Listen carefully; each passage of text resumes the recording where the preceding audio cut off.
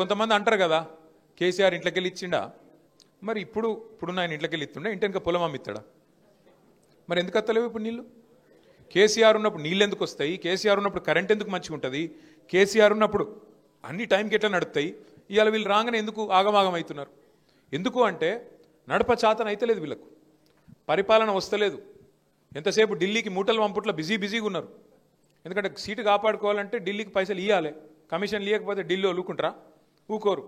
అందుకే చెప్పినాం అన్న, మనకు తెలంగాణ ప్రజలకు లోబడి మీ ఆలోచనకు అనుగుణంగా మీకోసం పనిచేసే గల్లీ పార్టీ కావన్నా లేకపోతే అక్కడ ఉండే ఢిల్లీ పార్టీ కావన్నా అంటే మరి ఎందుకో కానీ హైదరాబాద్లో అయితే చక్కగానే ఓటేసారు, జిల్లాలలోనే ఆగమైరు.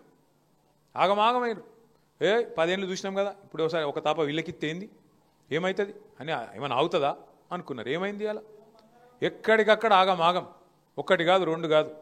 తులం బంగారం అంటుండే ఇక్కడికి వెళ్ళి తమ్ముడు, తులం బంగారం కాదు, మీ మెడల మంగళసూత్రం ఎత్తుకపోతే వాడే మంచోడు, పుస్తల తాడు ఎత్తుకపోతే వాడే గొప్పోడు అంటున్నా. అంత దొంగలు వీళ్ళు కాంగ్రెస్ వాళ్ళు. కొత్తోళ్ళ వీళ్ళేమన్నా? 125 సంవత్సరాల చరిత్ర కలిగిన పార్టీ, భారతదేశాన్ని 55 సంవత్సరాలు అప్రతిహతంగా ఏలిన పార్టీ కాంగ్రెస్ పార్టీ. ఆ పార్టీ ఏమైనా కొత్తదా మనకు? గాలను నమ్ముతారు పోయి. ఏం మాటలు చెప్పారు వాళ్ళు?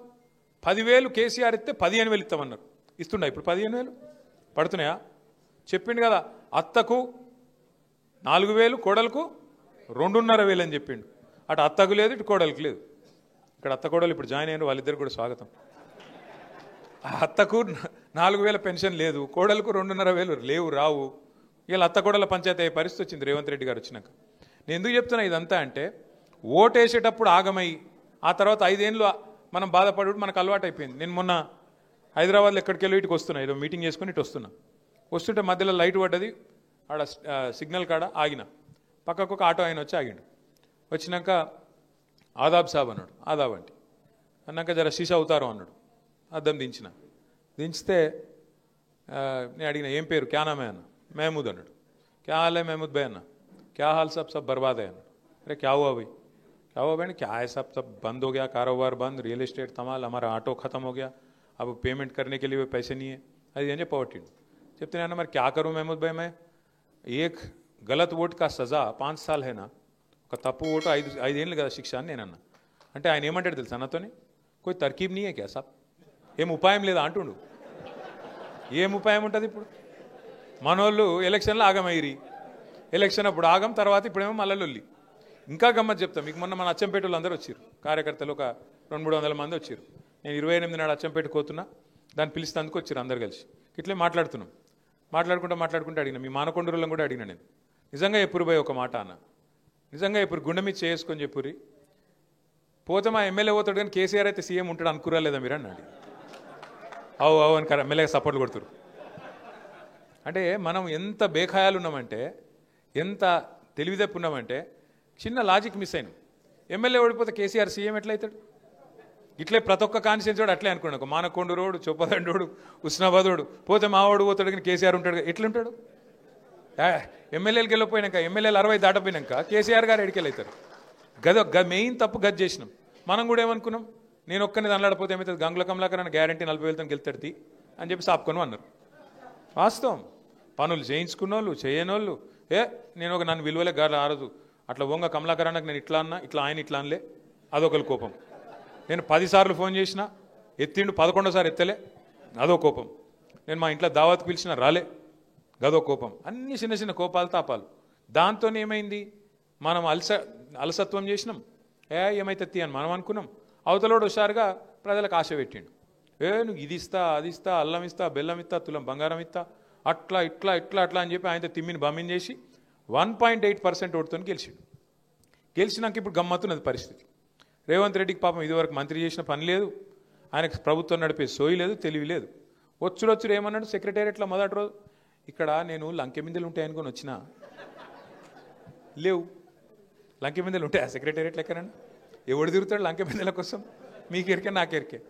వస్తాడు. ఇంకా ఘోరం, ముఖం బాగా లేకపోతే వెనకటికి ఎవడో అద్దం బల కొట్టిండట.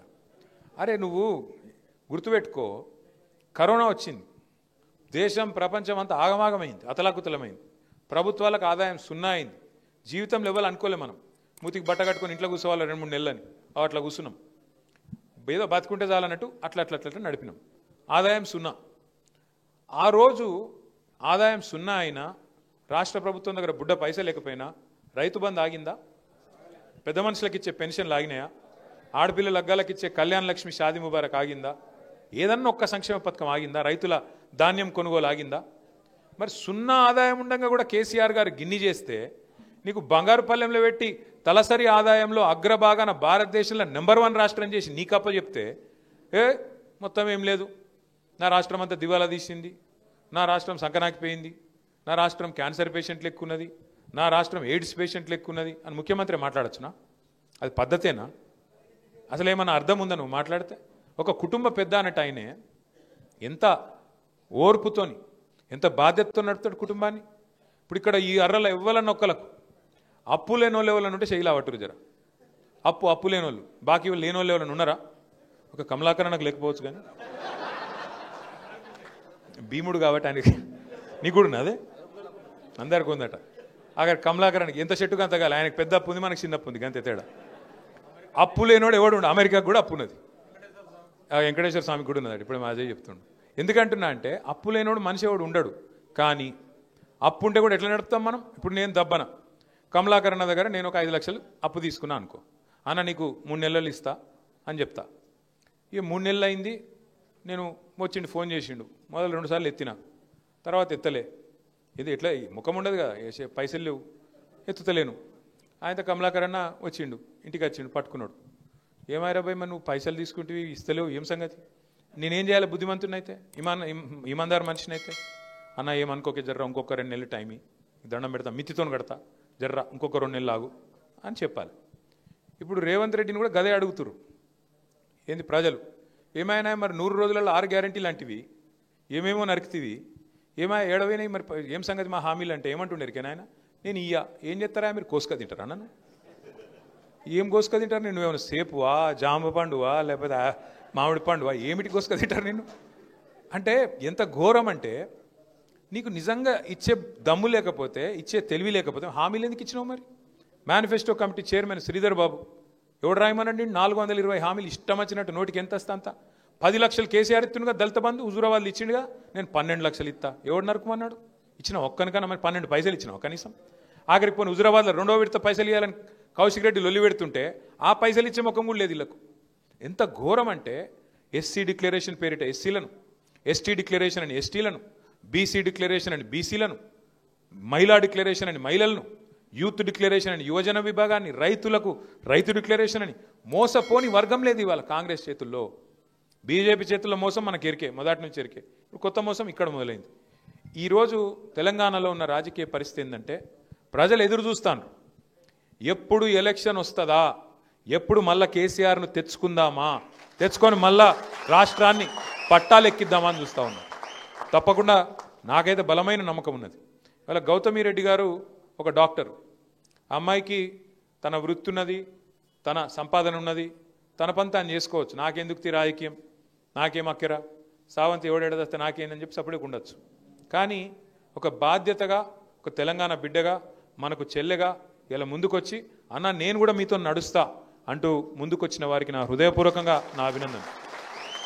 వారిని స్ఫూర్తిగా తీసుకొని మరింతమంది చదువుకున్న వాళ్ళు కూడా రావాలి. ఇవాళ చదువుకున్న యువకులు, చదువుకున్న విద్యావంతులు, తప్పకుండా తెలంగాణ రాష్ట్రం కోసం కొట్లాడిన విద్యార్థి ఉద్యమ నాయకులు మీరందరూ కూడా నడుము బిగించాలి, ముందుకు రావాలి. ఎందుకంటే మీరు కష్టపడి తెచ్చిన రాష్ట్రం ఇది. కేసీఆర్ గారి నాయకత్వంలో కష్టపడి తెచ్చుకున్న ఈ రాష్ట్రం ఇవాళ తెరలు అవుతుంటే మనం పక్కకు కూర్చొని ప్రేక్షక పాత్ర వహించడం ఎంతమాత్రం కరెక్ట్ కాదు. తప్పకుండా మరింతమంది విద్యావంతులు, మరింతమంది ఉన్నత చదువులు చదువుకున్న వాళ్ళు కూడా కలిసి రావాలి. ఈ రాష్ట్రాన్ని కాపాడుకునే క్రమంలో ఈ 2 పార్టీల నుంచి, బీజేపీ నుంచి, కాంగ్రెస్ నుంచి కాపాడుకునే క్రమంలో స్వీయ రాజకీయ అస్తిత్వమే శ్రీరామ రక్ష అనే మాట పెద్దలు జయశంకర్ సార్ ఎప్పుడు చెప్తుండే.